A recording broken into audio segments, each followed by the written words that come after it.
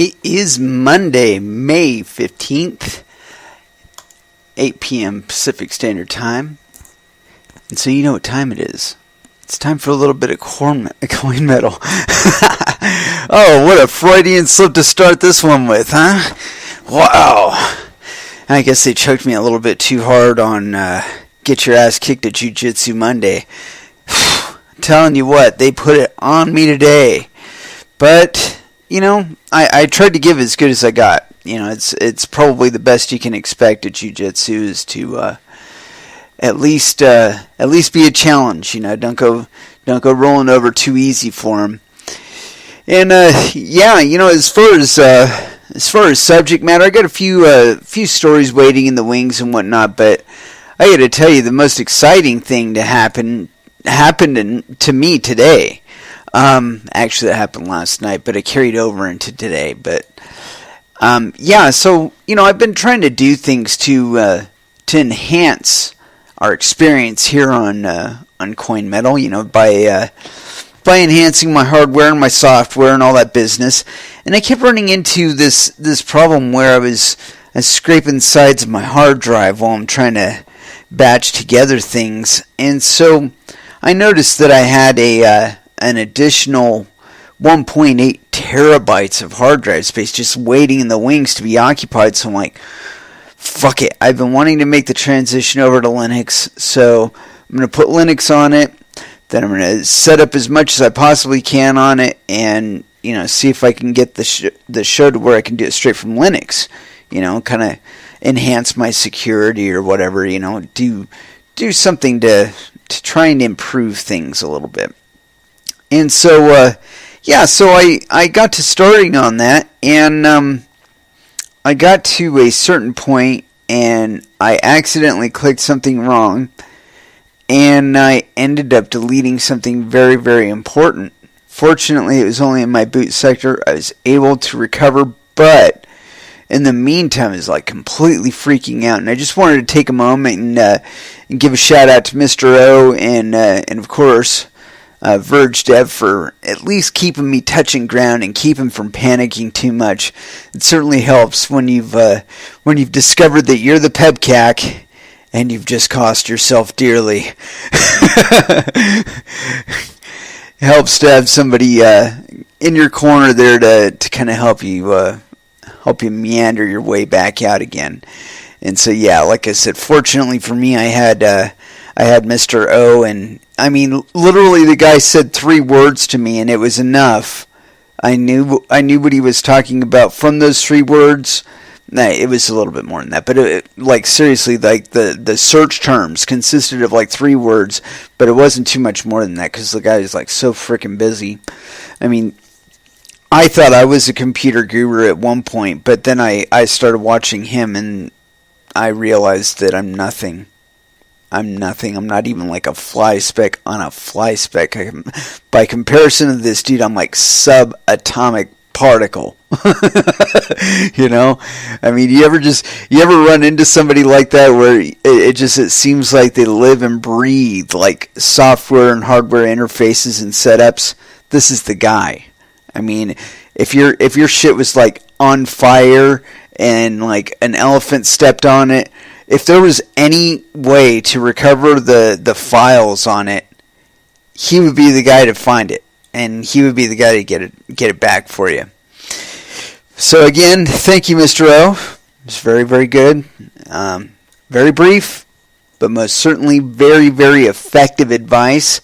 And yeah, you know, as far as like music and whatnot, I'm freeballing it as always. Hopefully, this little issue that I had earlier is not going to have a real big impact on our retrieval of music, and we'll be able to just cruise along like it's a normal show. In any case, let's go ahead and throw down our first dance, and I'm feeling a little nostalgic tonight, so it's going to be Meshuggah, Future Breed Machine off Destroy, Erase, Improve here on Coin Metal.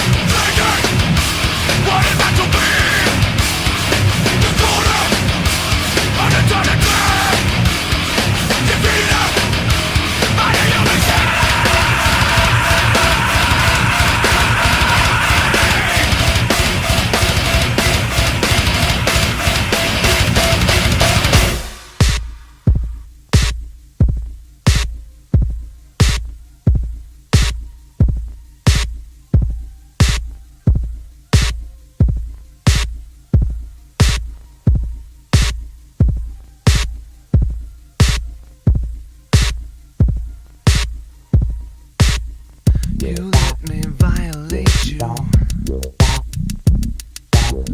You let me desecrate you. You let me penetrate you. You let me complicate you. Help me. I broke apart my insides. Help me. I've got no soul to sell. Help me. The only thing that works for me.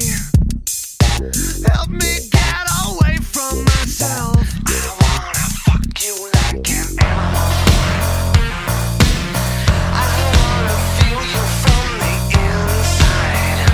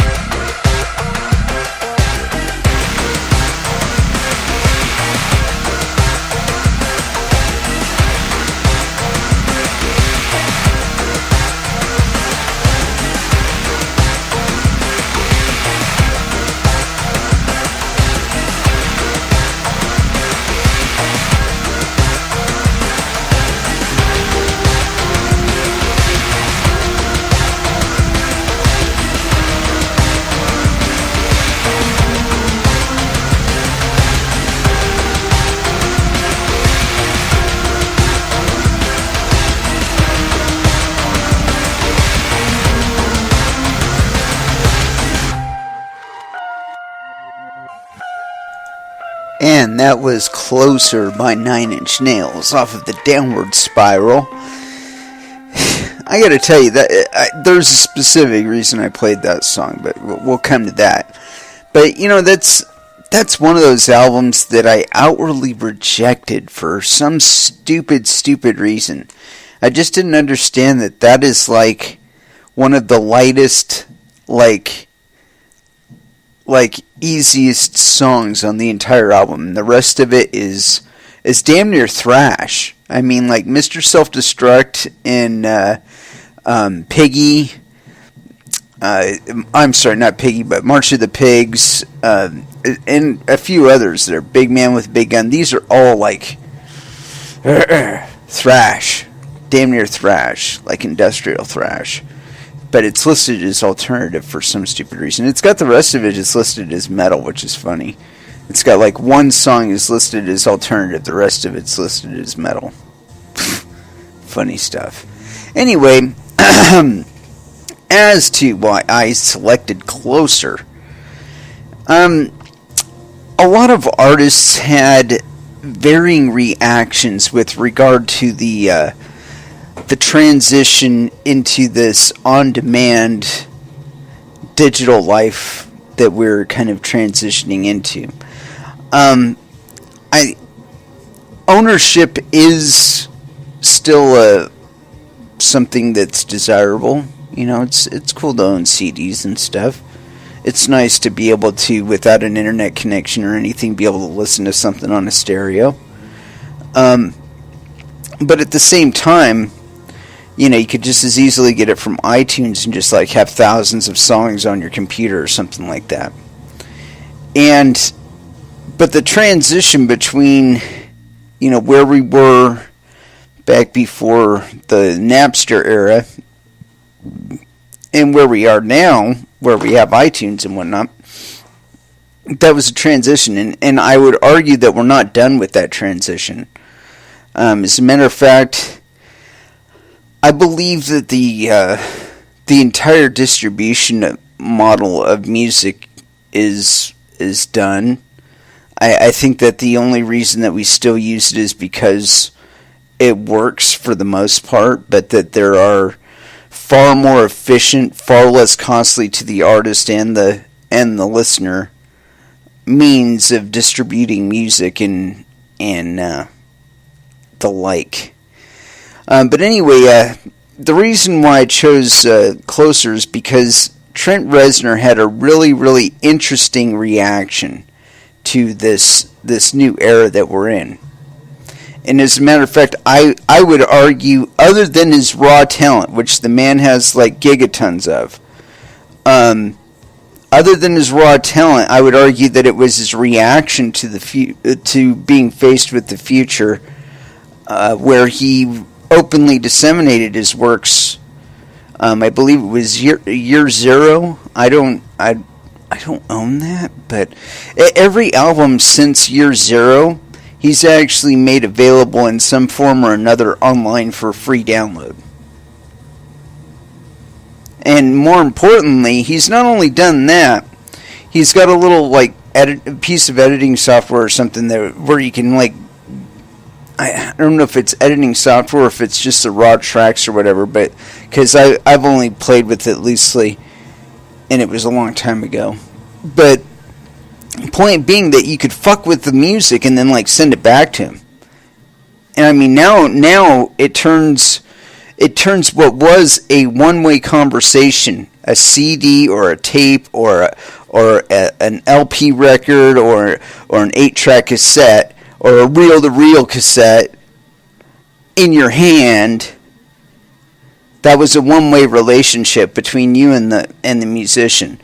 And when that transitioned to where we're at now, where we started, actually it didn't start with Napster. It had been going on for like at least a decade before that, where people were randomly sharing movies and anything.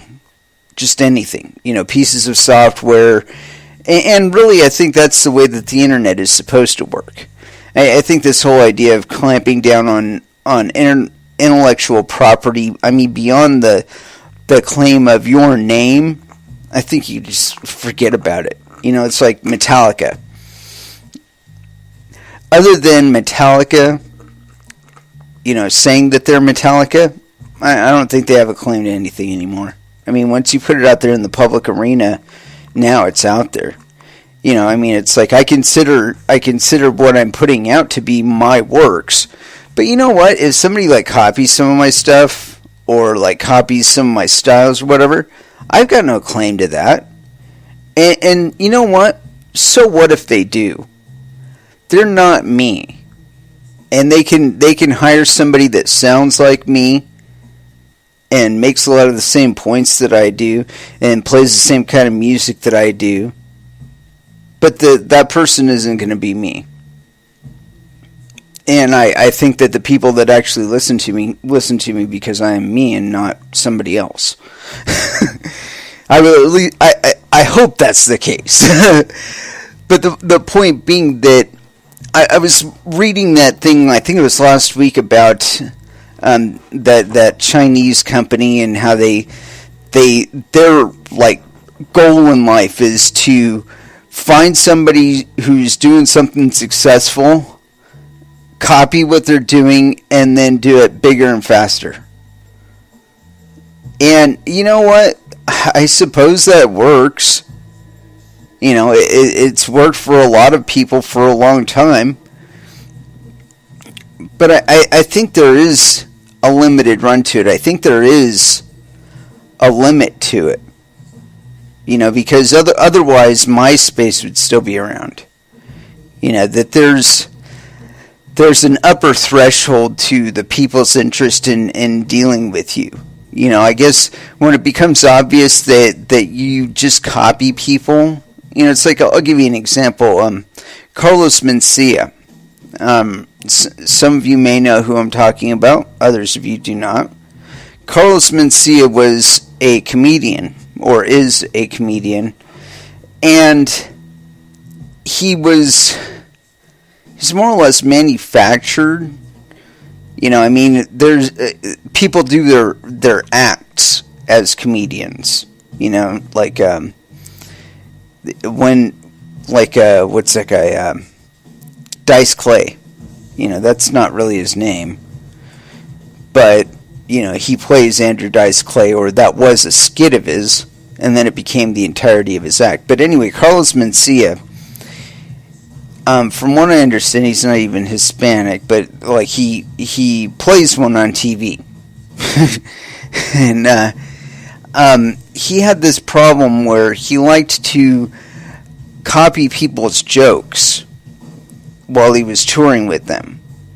And he would listen to you do your act, copy down your act, and then on the next show, he would go up before you and do your act, or parts of your act, a significant chunk of your act, and so that like completely dooms you, because like when your set is up, he's already done your material.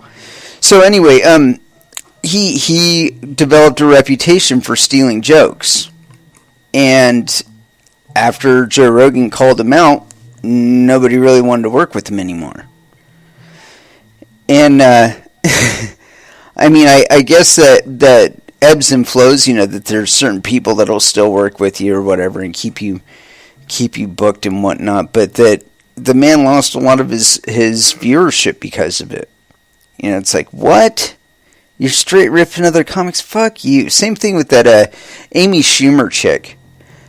She's been caught ripping off other comedians. And after a while of you doing that, even if it's wholly legitimate, you know, it's like, oh, hey, you know, they were doing something successful, so we thought we would do it too. You know, after a while, people stop wanting to do business with you entirely.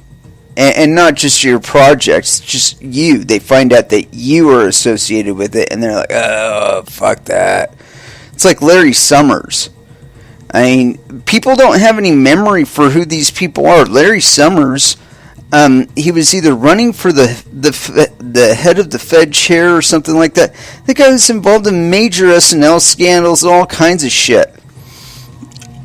But, you know, because that shit happened back in the 80s, nobody gives a fuck about it now. And so now this guy is some muckety-muck in some crypto project or another.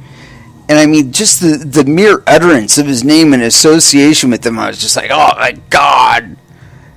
Of all the fucking people, I mean, why didn't you just say Henry Kissinger, you know, or Jamie Dimon, or you know, why don't you associate with one of those guys? You know, I mean, because basically that's the caliber of it. You know, it'd be like somebody saying, "Oh yeah, we're going to bring Mark Karpelès on as our security advisor." I mean, unless Mark Karpelès spent the last however long he was in jail studying the breaches of his security and all that other business, and like has papers to, you know, document his progress and how to solve this shit, I wouldn't want to have anything to do with him, you know, because it's still questionable as to what he knew and when, and in all honesty, I wouldn't even want the smell of suspicion anywhere associated with my project, you know. But that is the commodity of your reputation. You know, it is a finite commodity, and now that the internet pretty much doesn't forget anything, it's even more so. Use it wisely. That's why I don't sit here and talk up coins or like get down on coins or tell you, hey, don't waste your money with this. I mean, if I do, it's because I think it's a scam, you know, but not because I'm like trying to dissuade you from some market bullshit. I really don't give a fuck about that. If you are doing something in this space and it is not geared to rip people off, my hat is off to you. Run. You know, do the best you possibly can. I will cheer you on, because that's really what this is meant for.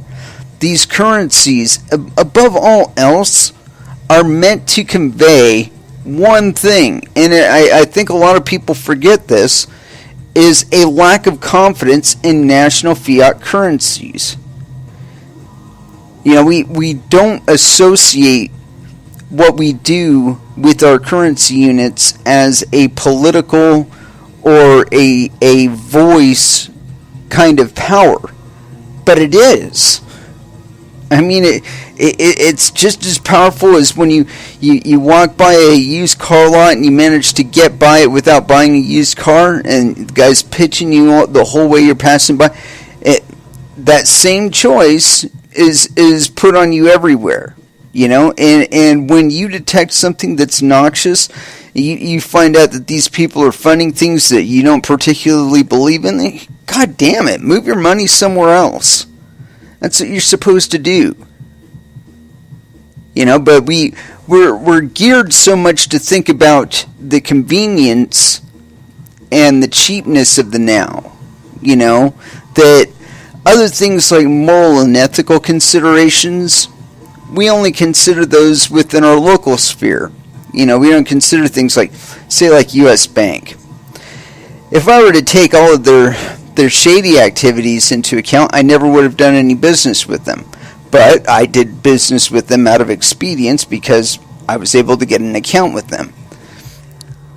But the point being that it was out of expedience. Now, if I was to make that decision now, with what I know about U.S. Bank, I would not be doing business with them. I mean, you know, if I were aware that they were going to reorder my transactions to where the withdrawals came out first, and you know that I would be taken into arrears every time I bought some stock for my company, I never would have done any business with them. You know, if I knew their rate of uptake with regard to assisting me as a customer in distress, or helping me orient my business expenditures to where I didn't continue to run into the wall. Their lack of desire to assist me with that. If I'd had that knowledge to begin with, I would not be doing business with them. Now, there's something in crypto, though, that because there is no oversight by anybody, we have only the word of mouth and direct experience of our peers, and of course ourselves, to judge our experience by. And I think that one of the benefits of it being unregulated is that without the regulatory burden on vendors in this space, they are able to give their products or service cheaper, because they can afford to. They don't have to pay somebody $5,000 just to do what they're doing. And so they don't have to reflect that cost back to you. But you have to consider also what does happen when you stick that $5,000 tax in. Who does it cut out of the market? It cuts most of us out of the market. Most of us do not have $5,000 worth of liquid capital to throw down on the possibility, just the possibility, not the guarantee, the possibility of getting a license. And this is, I'm talking about the scenario in California wherein if they were to pass AB 1123, you would be put in that position. Now, again, every time I hear anybody in crypto talking positively about the concept of regulation, I just want to say, have you not been paying attention to the last decade? And I'm not even talking about cryptocurrencies. I mean just money and banks. If you have been paying attention to just 20% of the shit that they've been pulling, okay, and I've been, I would say, a little more intimately related with it only because I've seen it from the perspective of the people working in those call centers that were setting up home loans, and that was part of their job. I mean, when you can see the rubber hitting the road on multiple fronts, it's easier to see the machination as a whole, and it was a very, very well thought out thing. I mean, people like to think that this stuff just happens by accident. It doesn't happen by accident. Somebody's planning that shit. Anyway, I want to throw back into a little bit of music, and then we will be getting into some articles, because that's what we're here for. We're here for some metal, and we're here for some articles, or at least talking about cryptocurrencies and the like. So, I want to throw down, I'm still feeling a little nostalgic, and so I want to dive a little bit deeper into my repertoire with regard to my prong, and we're going to go back to Beg to Differ here with Your Fear, here on Coin Metal.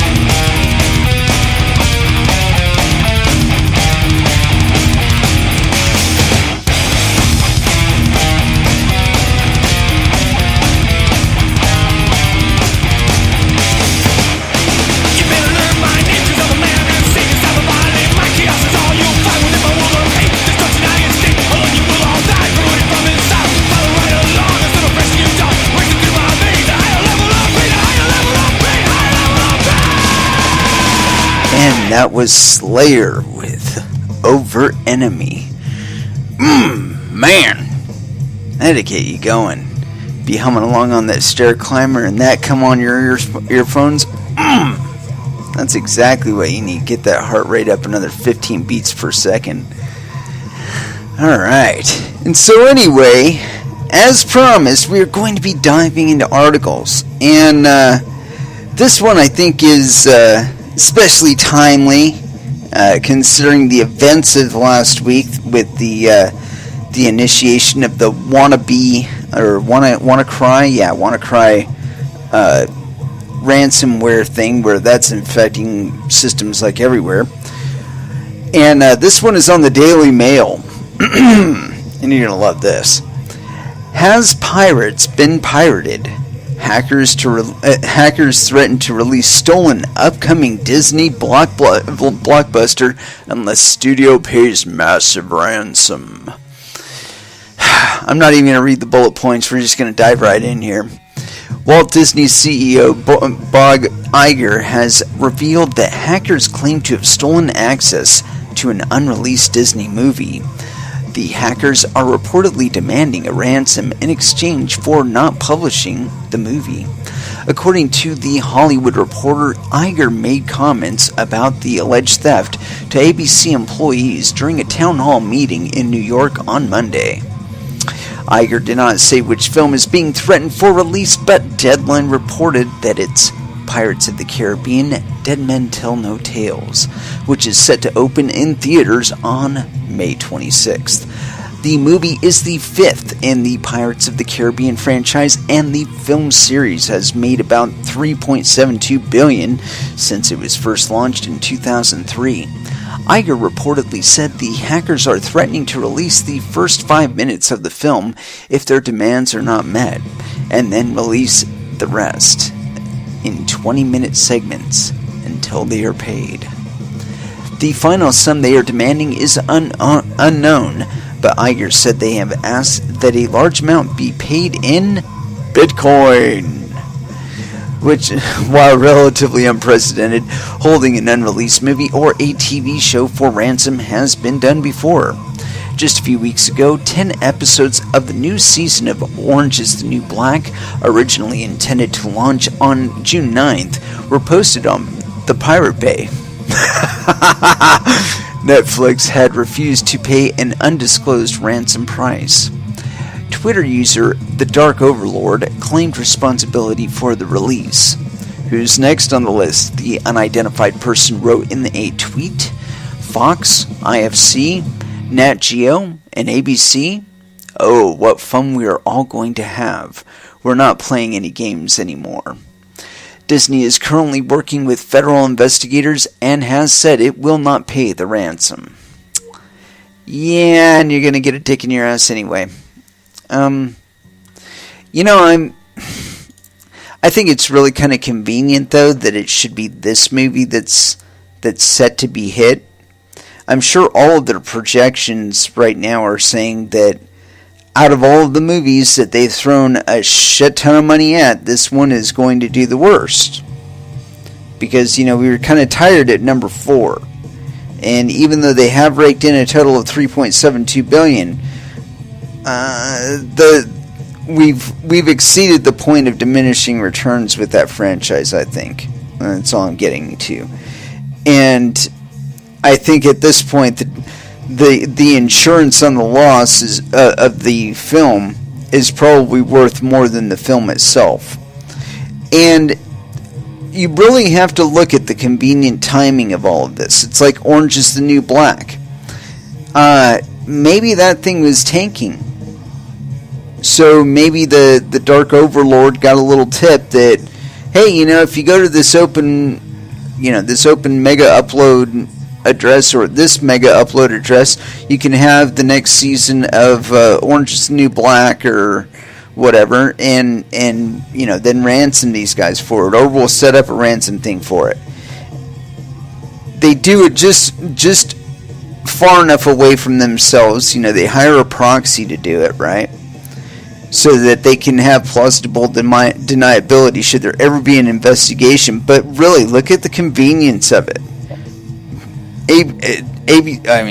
Disney was probably going to lose a shit ton of money on that movie. So again, the insurance policy on the movie itself is probably worth more than what the box office haul was going to be. So they disseminated it to somebody and said, hey, ransom us for this. We might even pay you a little bit of money. As far as the stain of Bitcoin, give me a fucking break. You know, the whole, we're going to read more about the ransomware attack. Supposedly that's yielded all of $51,000. And I don't know, I watch the convenience of things, okay? And again, you have to get back to that same statement over and over and over again, or actually it's a question. And it's been asked every single time. Who benefits? Cui bono? Who benefits? Follow the money. Who benefits? You know, that's why I can say that Disney will probably make far more money on the insurance policy on the Pirates of the Caribbean than the box office haul was set to be. So, you know, who benefits?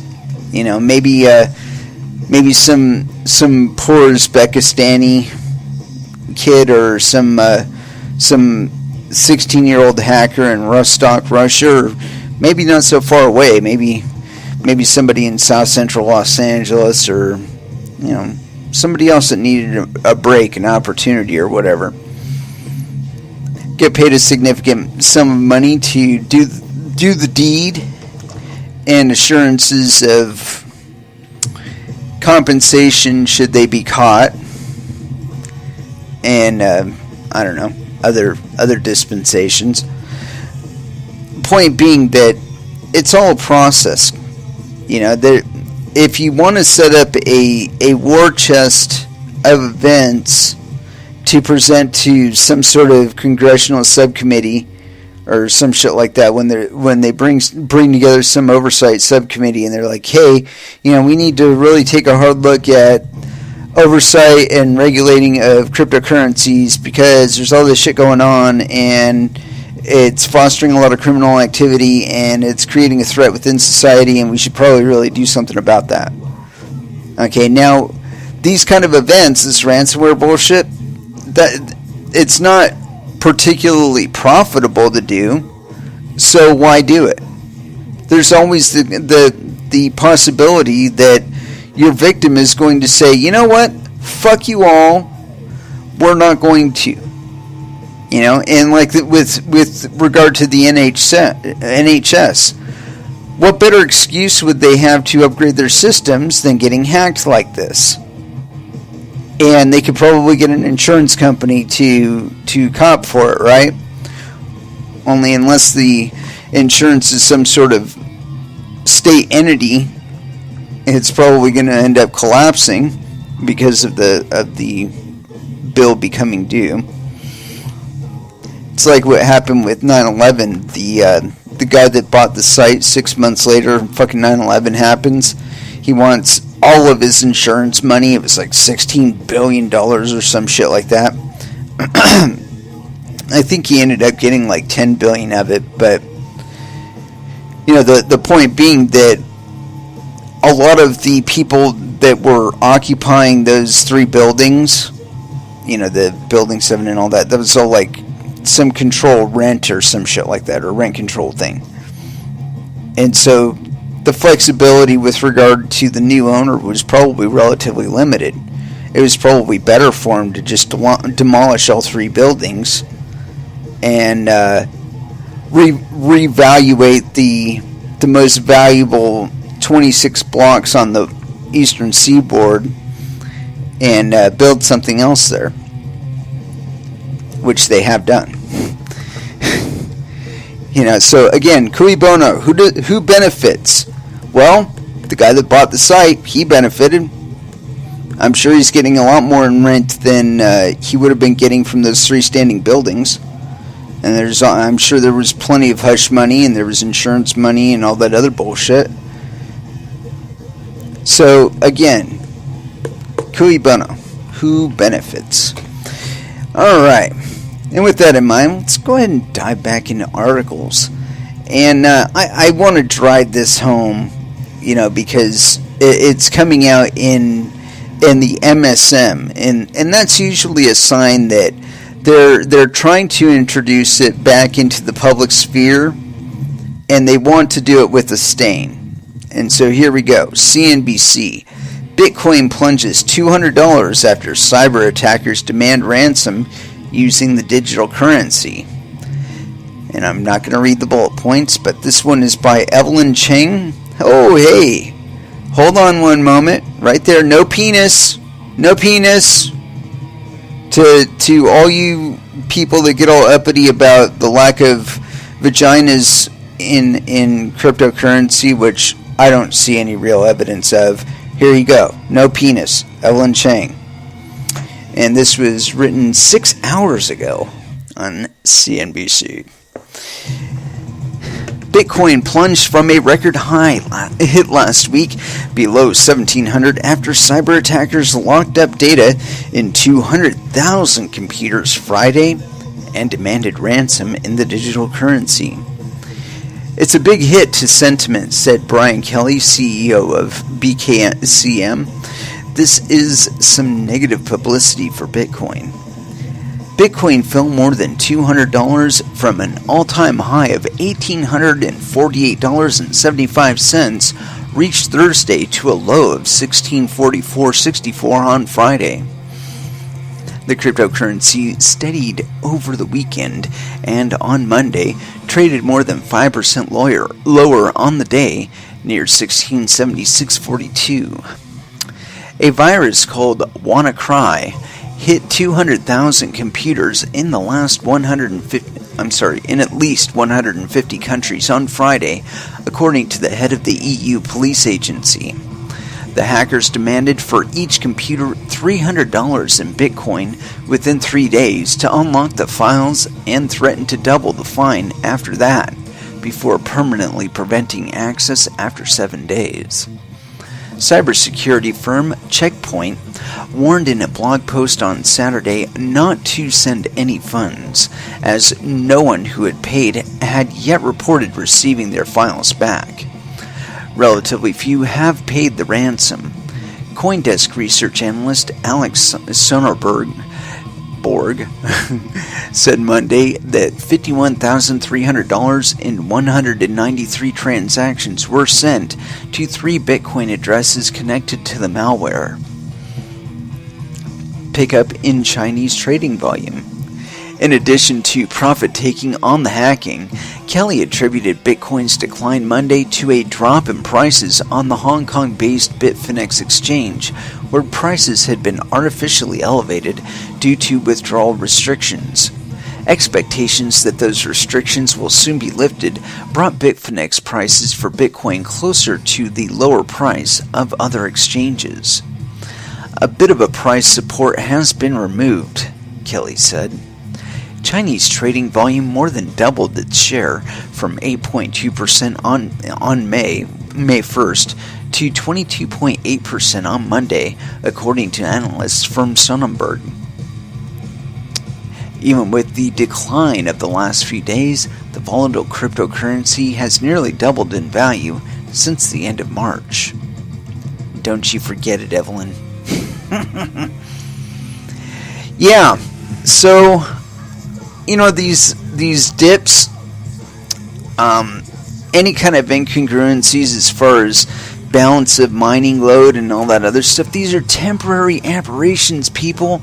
You cannot affix on them. You cannot plan your life as though they are permanent into the future, because if there is one thing that Bitcoin and cryptocurrencies have shown us, it's that the rules do not apply.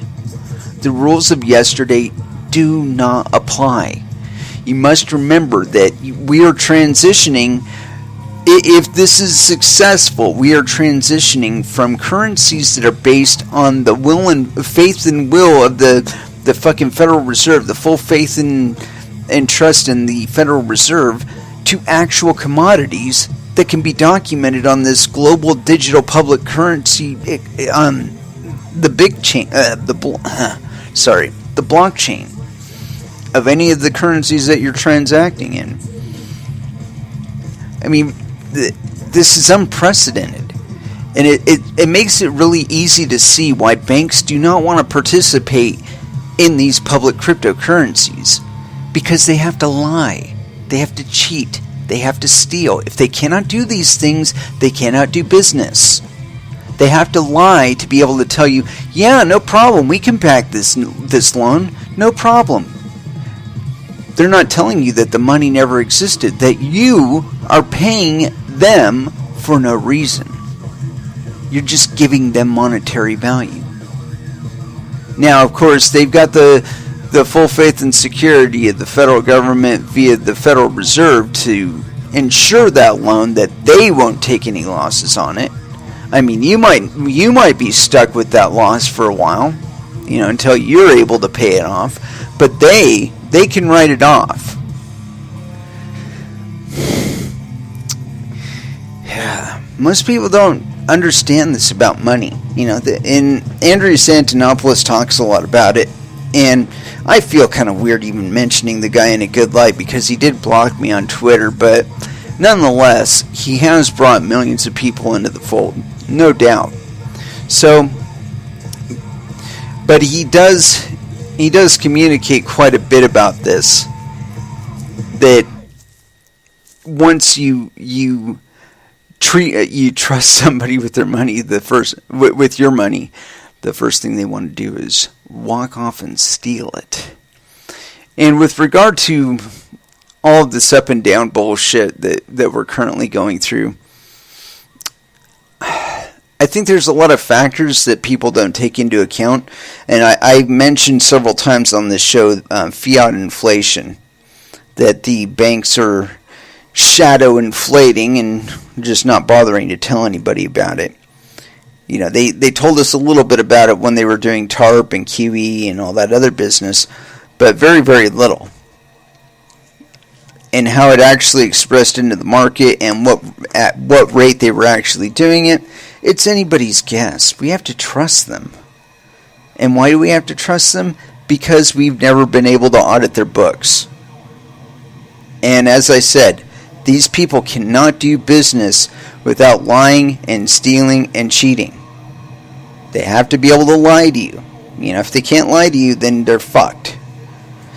And I mean, again, complete evidence of that is the fact that they will not deal with Bitcoin straight up.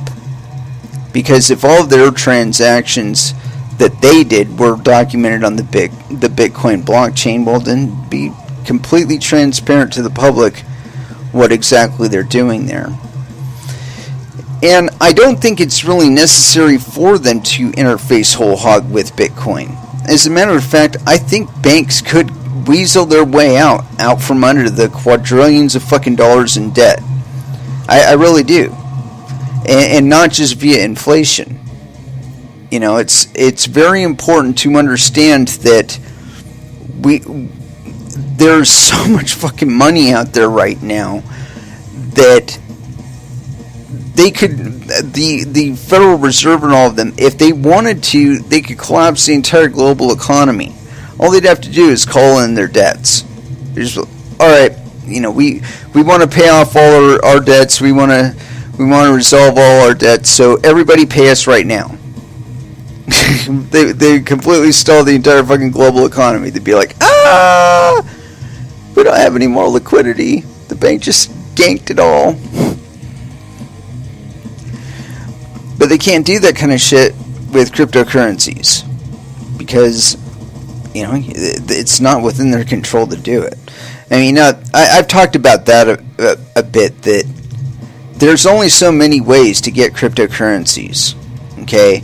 You either have to mine it, buy it, sell something for it, have it given to you, or steal it. These are your only options. You can't get Bitcoin any other way. I mean, you can hack an exchange, but that's stealing it. You can hack miners, that's stealing it. Again, stealing. So, if we look back to the points where we've had major exchange hacks, there have always been a corresponding or like a preceding rise in the price of Bitcoin. And I mean, look at where we've been recently. We're on a mad fucking tear. I mean, a mad tear. This article points it out straight up. 100% in value since the end of March. I mean, that's no joke. That's not just fiat inflation, though. That's price suppression. But that's one of the underlying factors that I was getting to, is that the Federal Reserve or proxies of the Federal Reserve or federal governments or whatever, proxies thereof, have been hacking exchanges to steal the Bitcoin, to sell it back cheap, to keep the price down. Okay, that's what they do. Okay, because see, first the big exchange hacks, those are a ding on confidence. Okay, then they continue it by selling cheaper and cheaper. And so that pushes other people to sell cheaper and cheaper. That pushes miners out, consolidation of mining, so on and so forth. Okay, all of this shit gets sorted out, though, over the long term. Currently, they've got us walking on eggshells because too many of you people are fucking weak-handed. You know, whenever there's some little glitch in the system and shit, and you didn't make enough money that millisecond, oh no, I gotta shut it all down. I'm wasting money. You gotta disregard all of that shit. You are competing for less and less of a finite commodity every fucking 10 minutes. And that's just on Bitcoin. On other cryptocurrencies such as Verge, the interval is a lot quicker. But you're competing for less and less of this finite commodity as time goes on. And so, invariably, it's going to go up, especially if demand remains persistent. There's going to be slips in demand, there's going to be peaks in demand. We've seen it all. It's nothing new. But you have to keep in mind, no matter how flat that chart looks, I don't care how sideways it is, tomorrow somebody is going to look at it and say, oh my god, this is the stablest fucking buy on the entire exchange. I'm going to throw 3 Bitcoins at it. And all of a sudden you see this massive spike on the fucking chart, and everybody's off to the races following this guy up to the top of this peak. We've seen it every single day. So again, find a coin that you love. Its protocol, everything you love it. Okay, it's got the transaction interval, the block interval that you like. The difficulty is low enough. The difficulty is high enough. It matches the hardware you've got well enough. Whatever. Find a coin that you really like, that you can support. Okay, that when you read their white paper, you're like, these are my people. Okay, that's what happened with Doge. People read the shit and they're like, I want to be a shibe. Fuck the world. I want to be a fucking shibe. These people are showing the real joke that money is. Fuck it. I want to be a shibe. And they had a mad run. But that was completely organic. That was people making a value decision. They're like, you know what? Fuck this guns and bullets and oil exploration and resource exploitation. Fuck all that. I want to put my monetary value in with these guys. And that is literally the power that cryptocurrencies put back in the hands of the people. At one point when we had this level of liberty with regard to the ability to issue our own currencies, it was really only companies that were taking advantage of it. And you remember that song, Sold My Soul to the Company Store? That was to explain a reality where there was a store on the site and they would get credit from their boss to buy things from the store to continue to live on. Well, by the time the check comes, you've spent it all keeping yourself alive during the work week. And it's, of course, the exchange rate and all that your boss gamed you with. But the level of control that you had in that market was relatively limited because it was relatively local and completely centralized. Now, it'd probably work a lot different here. Where, say you lived in South Korea and you worked for Hyundai. Working for Hyundai means something entirely different in South Korea than it does here in the United States. If you're working for Hyundai, you could be making one of 100,000, 200,000, millions of products because they have factories that span square miles and multiple floors.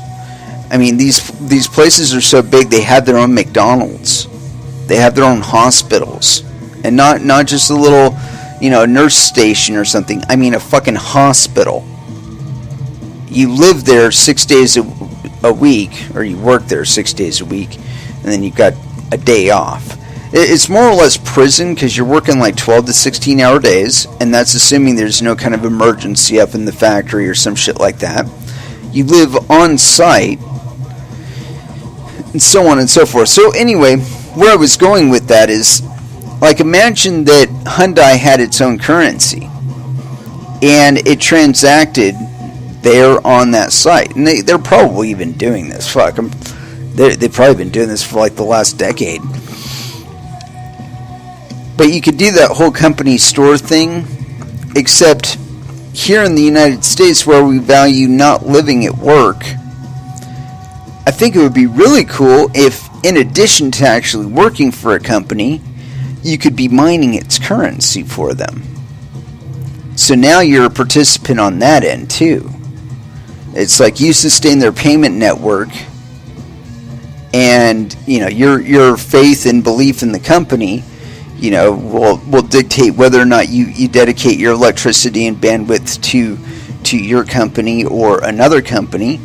And there might be some sort of requirement, and that might be something you can negotiate at the time of your interview, whether or not you would be negotiating away your mining rights. You might say to them, no, I'd really like to work here, but I'd rather mine IBM, or something like that. But the point being is, these are new tools for us to express our economic voices. I keep thinking of a way, or trying to think of a way to monetize like ventures that increase the health of fisheries, because it's like that we've always had economic drivers on the exploitation side, with very, very few drivers on the preservation side. Now, see, I used to work for a company that did bass fishing tournaments, and when you consider it in terms of how much economic activity 300 fishermen fishing out of 150 boats that travel up to 70 miles an hour actually means. I mean, we're talking about like thousands of gallons of gasoline. We're talking about meals. We're talking about lodging.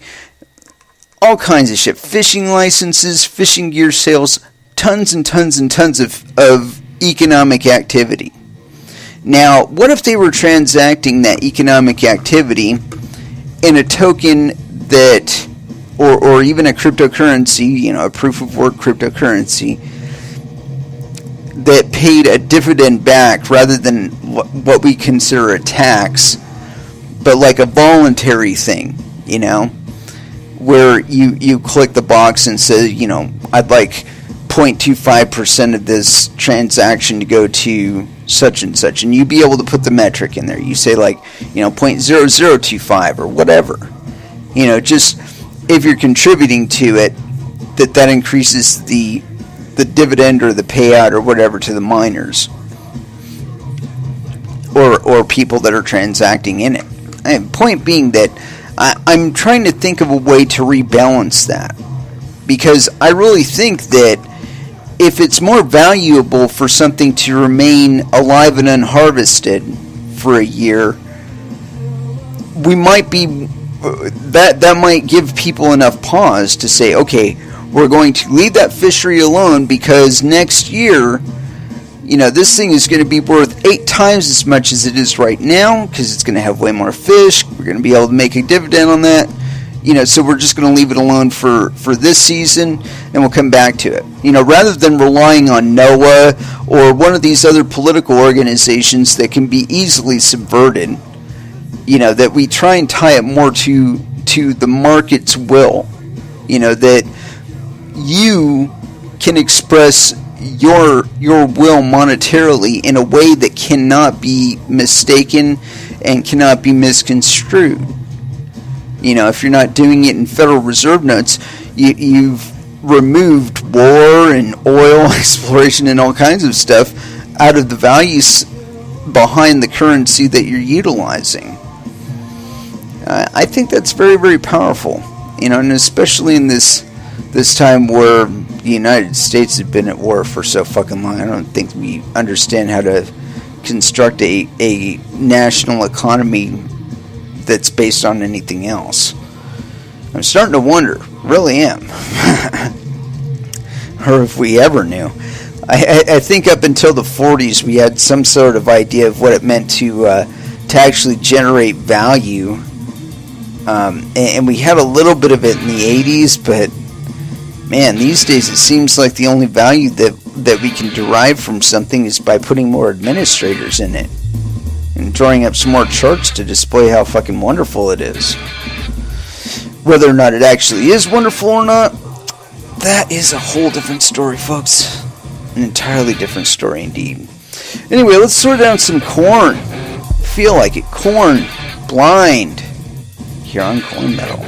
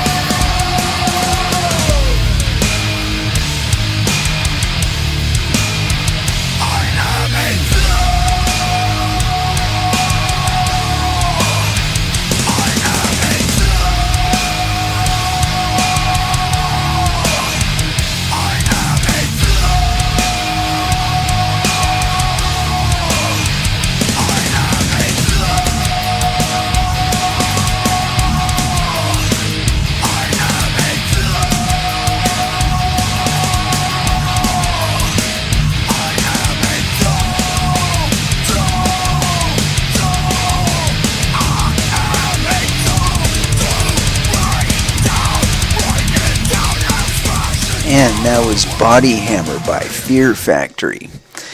And just one more article about this business with this whole ransomware thing, and then I'll go ahead and let it go. But this one was on Bloomberg Technology, and I just wanted to take one point and take the time to point out that these are actually the MSM articles that I'm reading right now. These are not, CoinDesk, Cointelegraph, or something like that, something on Bitcoin.com. This is on Bloomberg Technology. And so, here, check this out. Hardly anyone paying the hackers because using Bitcoin is hard. An unprecedented cyber attack swept across the globe over the weekend, but so far the majority of victims haven't paid hackers a ransom. After the ransomware began infecting users on Friday, they were given 72 hours to pay $300 in Bitcoin, chosen by the hackers because the cryptocurrency is harder to track than conventional payments, or pay twice as much. If they refused to pay after 7 days, their computer would be permanently locked, a serious problem for those who haven't backed up their data. As of early Monday, only about $50,000 had been paid in ransoms, according to Elliptic Enterprises Ltd., a London-based company that tracks illicit use of Bitcoin. The company calculated the total based on payments tracked to Bitcoin addresses specified in the ransom demands, adding that it expects the total to rise. The amount is indeed low, said Michelle Menting, a digital security research director at ABI Research. This is likely due to the fact that organizations have initiated their backup and recovery procedures. Moreover, for those who didn't save their data on a separate system, paying a ransom isn't like buying something from Amazon by entering their credit card number or debit card information. Even though the hackers provided a helpful link to those new to paying in Bitcoin, the cryptocurrency is a black box for most people. If you're presented with something that says pay this amount in Bitcoin, most people don't know where to start with that, says James Smith, the CEO and co-founder of Elliptic. There are several steps. First, a person or business has to obtain the Bitcoins by registering with one of the various online exchanges and going through its verification process. After that, money can be deposited into the exchange. For those living in countries that don't have an exchange, including the UK,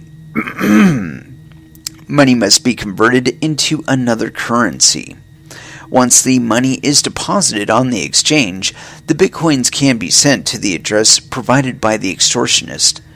It looks like a long garbled string of text, Smith said. After the fee is paid, the hackers supposedly free the affected computer.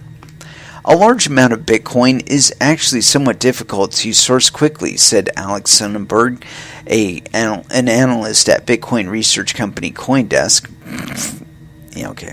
Adding it might take a few days to create an account at a Bitcoin brokerage or exchange, connect a bank account, and then receive the Bitcoin. One notable difference with this attack is that the perpetrators demanded a relatively small amount of money, but from a large number of people, said James Chappelli, Chief Technology Officer and co-founder of UK security company Digital Shadows. More typically, he said, hackers demand one large ransom to unlock all the affected machines. Quite often they're in the thousands rather than the hundreds of dollars, he said. It is unusual to see this piecemeal approach, computer by computer. Although harder than tracking a traditional bank payment, hunting down the Bitcoin payments will be a key way law enforcement authorities attempt to track down those responsible. It's also impossible to know who the perpetrators are based on the Bitcoin addresses they give to victims, according to Elliptic. But once the Bitcoins are moved from that address, it can be tracked, potentially helping lead to the culprits. There are things you can do to identify the actors behind suspicious addresses or transactions, says Kevin Beardsley, head of the business development at Elliptic, which also works with law enforcement.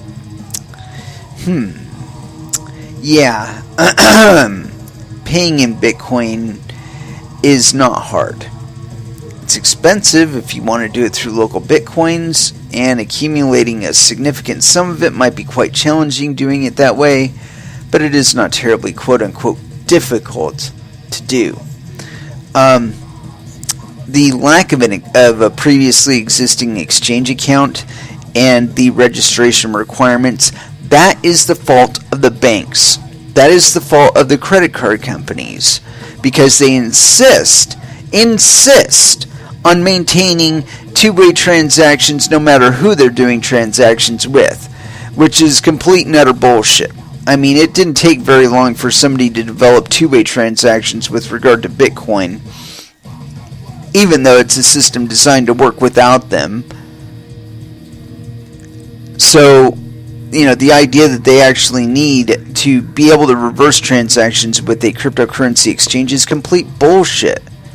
They really should not be able to do that. There should be a way to limit the transaction in such a way that when you receive when the funds are sent, that they can't be withdrawn. Like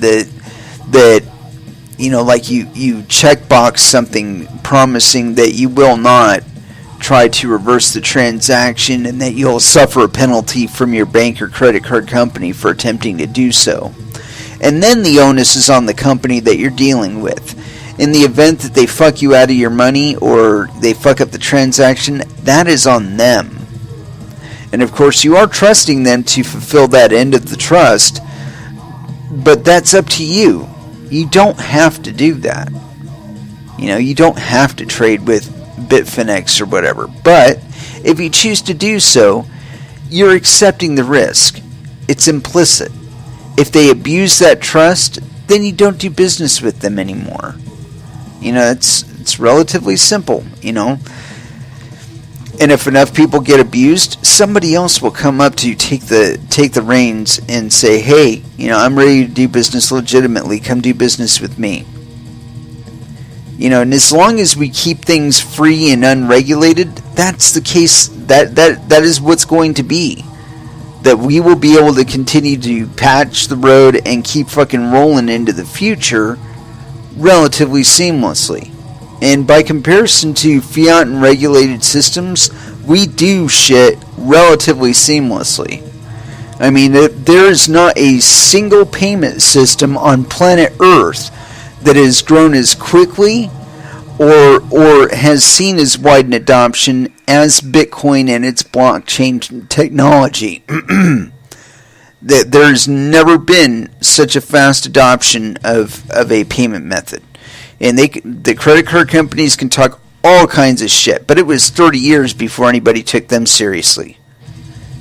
And even then, it was out of desperation. I mean, look at the timing. It was the 80s before actually it was more the 90s before credit cards really got popular. I mean, that ought to tell you something about the trust that's implicit in money, and the kind of things that money has to have in order for people to trust it. Things like volatility. That's just daily exchange rates, man. It goes up, it goes down. It goes up, it goes down. You wait for it to go up, you sell. You wait for it to go down, you buy. Hey, no big deal. You just don't sell when it goes down. You wait. In any case, speaking of exchanges, I have been hearing some interesting noises about Poloniex. I don't know how much credence to give them, but they have been interesting.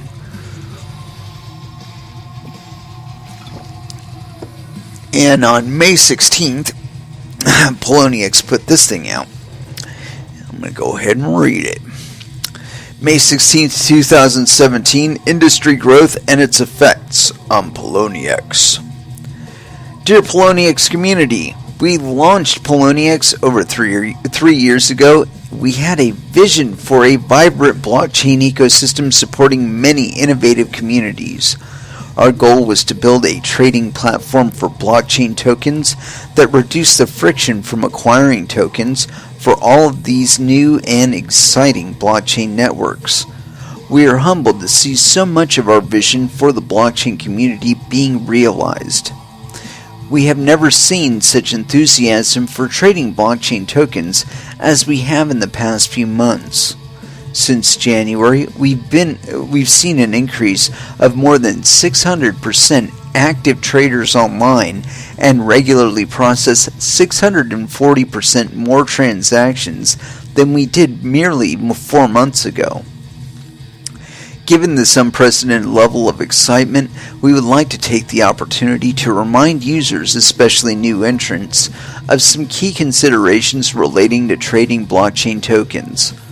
Blockchain token exchanges in general face operational threats that can disrupt the user/trader experience. These intrusions come in the form of distributed denial of service attacks that target exchange servers with varying levels of sophistication, attempting laundering of funds or funding of terrorist activity, attempting theft of user funds, and other cybersecurity threats that get more creative with every iteration. Moreover, malicious threats to an online global exchange like Poloniex can occur at any time of the day, on any day of the year, and from anywhere on the planet. In the case of Poloniex, these threats are present every day, often with multiple unrelenting DDoS attacks directed at several endpoints simultaneously. I believe they call that airtight in the porn industry. Unlike many other markets, blockchain token exchanges strive to operate on a 24/7 basis with no weekends or holidays while under perpetual assault. As exchanges like ours experience a surge of mainstream awareness about blockchain networks and tokens, new traders entering the ecosystem at exponential rates can strain exchange resources. In a short period of time, exchanges can see sudden and tremendous swells of new users seeking to create accounts, yet to meet compliance obligations, only so much of this onboarding process can be automated. Additionally, seasoned traders intensify buy and sell activities, and margin positions are rapidly being opened and closed. As trading activity multiplies with an expanding user base, exchange staff and support grow only as fast as human resources can hire. Poloniex is not immune to these operational challenges. In the face of heightened demand, we have worked diligently to scale up our operations safely and securely. We have been in the process of hiring and carefully vetting and training compliance specialists, support staff, developers, and management to match the exciting and rapid growth of the blockchain community and Poloniex. We have also provisioned and deployed over a dozen additional servers in the last month alone, but as any seasoned system engineer can attest, there are areas where merely adding more hardware will not address the kinds of complex challenges that exchanges like Poloniex face. Trading blockchain tokens on an exchange, especially on margin, comes with a high level of risk. Traders, new and old alike, must be ever mindful of price volatility, illiquidity risk, market manipulation, regulator activity, and various other items that make up the unique and unpredictable mosaic of factors affecting the value of any given blockchain token. Poloniex does not advise on the merits of any particular trade, including associated trading risks and strategies, or the tax consequences of any trades. We are an execution-only service. Even so, we want our community to take stock of these risks because, as a general matter, trading risk may be compounded by operational stress whenever volume increases at massive scale over short periods of time. In addition, understanding these risks is important because to offer our services, Poloniex requires users to agree to our terms and accept these trading and operational risks. This means users accept the risks of transaction failure resulting from unanticipated or heightened technical difficulties, such as those resulting from operational challenges or sophisticated attacks. Review all of our terms. We hope these reminders put into context not only the operational challenges faced by global blockchain token exchanges like ours, but also the risks inherent in holding or trading blockchain tokens generally. As blockchains enter the mainstream, we extend a warm welcome to new entrants and want to assure longtime members of the Poloniex community of our commitment to scaling up and building the best exchange in the world. The Poloniex team. Very, very interesting. What are they really telling us here? You have to wonder. Apparently they've been under a higher volume of DDoS attacks, probably corresponding with their extraordinary growth in user base. And of course, the corresponding volume of people who've been wrecked. It happens. Wrecked happens, people. That's why there's a fucking hashtag. Hashtag REKT. Wrecked. Because it just happens. You know? And I think that the statement here, the sentiment therein, communicates very clearly the risks associated with trading with cryptocurrencies. I mean, I've had plenty of funds lost due to exchange hacks. And it just happens. You know, the best you can do is try to maintain as minimal a balance on the exchange live at any time. Meaning, if you make a really great trade, go ahead and take some profit off the exchange. You know, move some of the volume. It's going to hurt you in your trading volume, but if you're not just trying to accumulate at the moment, that's really not going to hurt you over the broader term. But, you know, you'll hear it again and again, especially if you do start trading in this space, that you really shouldn't risk what you can't afford to. You know, I risk a little bit more than I can afford to, but that's just me. You know, I'm not quite as risk averse. I am risk averse in some ways, but in others I'm not.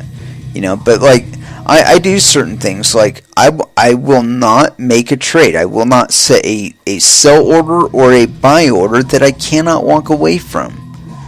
You know, I look at the chart, I figured a general trend for it, put in a buy price that I'm willing to buy at, and leave it the fuck alone.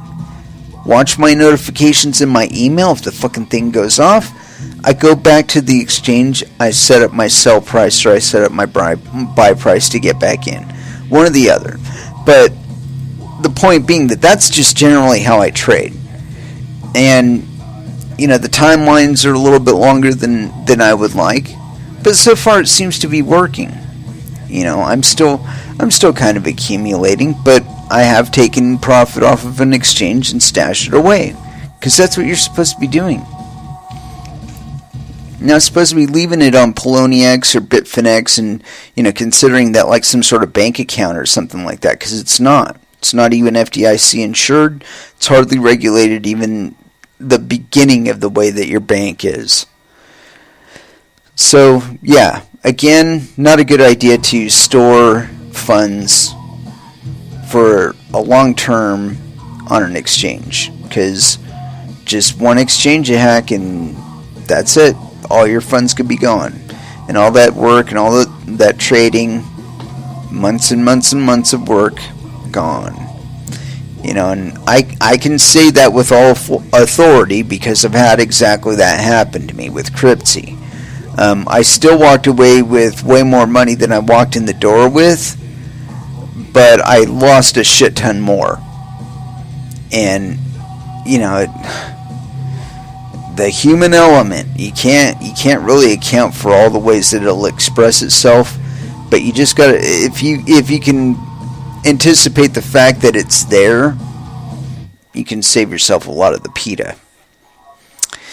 Anyway, I want to read this article, but I can't read the author's name.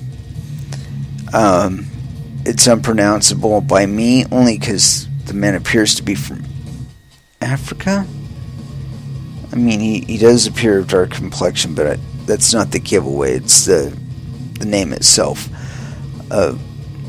Olusegun Agundaji. Yeah, that works, Mr. Agundaji. My apologies, sir. I'm just not geared to pronounce that correctly, I guess.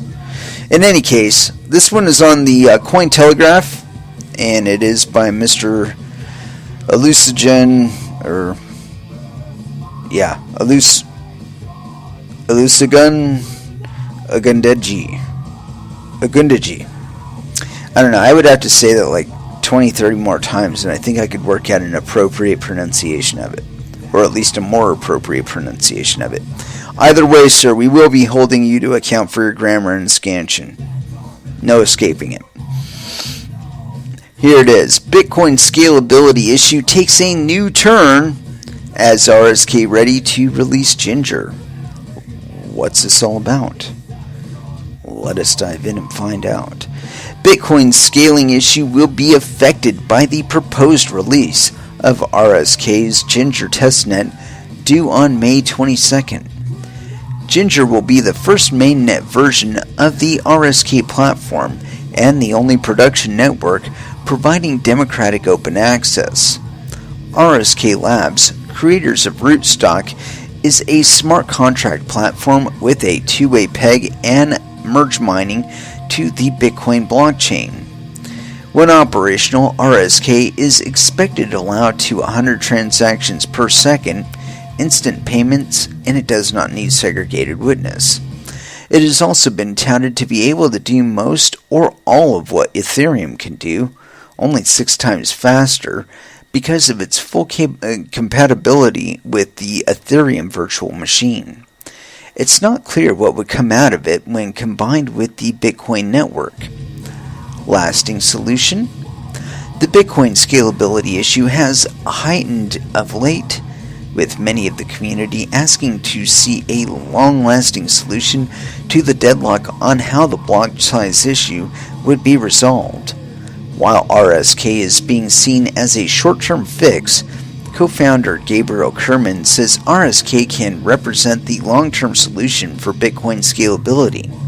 Kerman says, SegWit and even 2 megabyte block increase are short-term solutions to resolve the current situation and reduce fees. But in the long run, to allow the Bitcoin network to serve billions of people, we need to scale via drive chains such as RSK. The general purpose of smart contract platforms on the Bitcoin network uses Bitcoin as its native currency and embeds its blockchain to connect with the Bitcoin blockchain to easily convert between Bitcoin and Smart BTC based on a two-way peg. Long-term scaling. Quote, RSK will allow Bitcoin to process up to 100 transactions per second versus 7 of Bitcoin plus SW, but with the Lumino transaction compression protocol, RSK will be able to process up to 2,000 transactions per second on-chain. And once the Lumino network is... Lumino network is deployed over RSK, it will allow up to 20,000 transactions per second off-chain, taking Bitcoin to Visa processing levels. How will this is how Bitcoin will scale in the long term. However, the fact that it doesn't need SegWit to operate does not mean it is not necessary, especially as the full rollout period for RSK is still far, he adds. Quote, SegWit will still be needed to solve the malleability problem. RSK could work either way or without SW. There are many months to go until RSK enters into production and full merge mining, so it would be good to have SW plus a block size increase before that. On whether miners would have a say on how RSK operates, Kerman says future improvements to RSK as an open source will always be a suggestion to the miners, as they will be the ones accepting the future updates and new features. If the RSK team succeeds with their promise of a greater number of transactions per second, it will be a great boost for Bitcoin's value and its price. No, it won't. No, it won't. No, I shouldn't say that. I don't really believe there is a scaling debate to be had. I think the biggest problem is that the miners have been allowed to distinguish between transactions based on their fees, and that's stupid. And I think the even bigger problem is that these fucking bankers have been stealing Bitcoin and selling them cheap on the market. And I don't expect this to continue. I don't expect this trend to continue. As a matter of fact, I think this ransomware is kind of an indicator of the fact that they've kind of run their course, because the exchanges are only going to be, they can only get away with so many exchange hacks before people start looking at it and saying, okay, what the fuck is going on here? What's causing this? There's no reason why these hacks should be happening. They can put the funds in cold storage and lower their rate of what do you call that shit? Fractional reserve rate down to like 2 to 1 or something like that, and kind of rein it in. But rather than doing that, they're going willy-nilly and running their fucking exchange into a wall, and people would start saying, well, are these exchanges even safe anymore? And when the answer is no enough times, or no for enough of the community, they'll find another way to transact. So this whole business with scaling, I don't think we have a scaling debate. I think we have a mining problem. The problem is that too many of you people are reading these articles and jumping up and down for joy, rather than saying, you know what, I should be trying to get in on some of that mining. I should be competing for that ever more finite resource out there, or commodity rather. I should be putting my hashing power where my mouth is, and giving these fucking people a run for their money. You mine, I mine, everybody mines. The difficulty goes up, gets more expensive to mine on an industrial level. Then it gets more. Then the Bitcoin price goes up because they have to sell the Bitcoin more to be able to recoup their investment into hardware and electricity and bandwidth and so on and so forth. But instead I'm reading about shit on my Twitter feed about UASF. It doesn't make any fucking sense to me. None at all. You could just as easily be mining with that fucking Raspberry Pi, but no. That's not good enough way for you to participate. You've got to try and subvert the will of the people that have actually dedicated the money to the hardware and the electricity and the bandwidth. Fuck you. I mean, really, if that's the way you feel about it, just fuck you, because you're basically just trying to hack the network for your own benefit. I mean, you need to take a look in the mirror and say, you're trying to hack the network. You're trying to damage the network. I'm trying to damage the network. That's what you need to be saying to yourself, because that's what you're proposing to do. You could just as easily just flag the fucking support for the BIPs that you like on your miner and express your will that way. A lot of people would like you to believe that following chains or following VIPs that you like is somehow bad. You know, and I've read on some of these IRC channels for other coins where they think that considering blocks from old variants of coins as spam, that's not even close. It's not spamming a fucking network to signal support for just the BIPs or just the improvement protocols or just the versions that you like. That's what you're supposed to do as a fucking miner. That's why when I see these Twitter messages about mandatory update, fuck you. There's nothing mandatory in cryptocurrency. And if somebody is telling you there is something mandatory to update, they better have a real good fucking reason for it. And even then, they shouldn't be telling you it's mandatory. They should be saying this is suggested and back it up as to why.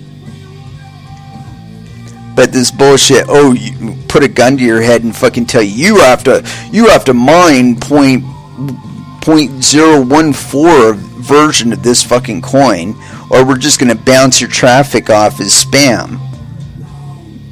Fuck you. If that's the way that you're going to be about your coin, I'm going to switch my miners to another fucking coin, because I don't want to participate with you. You're breaking all of the fucking all of the choice that Bitcoin is supposed to have, or cryptocurrencies is supposed to have. And, you know, and you're still keeping the fucking label of your coin like nothing has changed. No, we haven't completely turned it to Ripple by adding segregated witness to it. No, that hasn't happened. We changed the network. No, you didn't change the network. You fucking put a gun to their head and said, upgrade or we're going to bounce your shit and you're just going to be wasting electricity. Well, you know what? You keep fucking doing that. And after a while, people are going to take note of what developers are involved, and they're going to say, these people are all obviously fucking shills for bankers and credit card companies, and they're obviously trying to create products and services that are meant to subvert the trust in cryptocurrencies so they can go fuck themselves. Because it's not their purview to point a finger at me and force me to change what's running on my computers. I'm supporting the variant of the currency that I like. Fuck you. Anyway, enough of that. Let's drop back down into some music. And we ended off with some Fear Factory, so we can't touch back to that. Not yet, at least. And I'm feeling some Metallica coming on, but not quite yet. I actually want to do something really newer. And this one is off of Dystopia, off by Megadeth. The Threat is Real. Here on Coin Metal.